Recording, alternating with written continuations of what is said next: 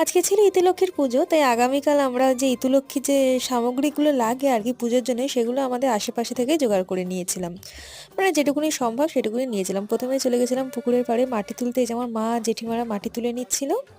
এরপর আস্তে আস্তে হেঁটে হেঁটে চলে গিয়েছিলাম পুকুর পাড়ে এই কলমি শাক আর ক্যাচড়া তুলতে। যারা যারা পুজো দাও তারা নিশ্চয়ই জানো।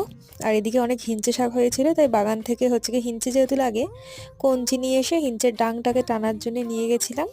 হিঞ্চেটাকে ডাংটাকে আমার মা টেনে এদিকে এনেছিল, আর আমি কয়েকটা হিঞ্চে তুলে নিয়েছিলাম সেখান থেকে।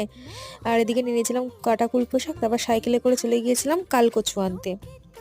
মানে কালকচু গাছ যেটা আর কি একটা করে লাগে, সেই কালকচু গাছ আনতে নিয়ে তারপর বাড়ি চলে এলাম।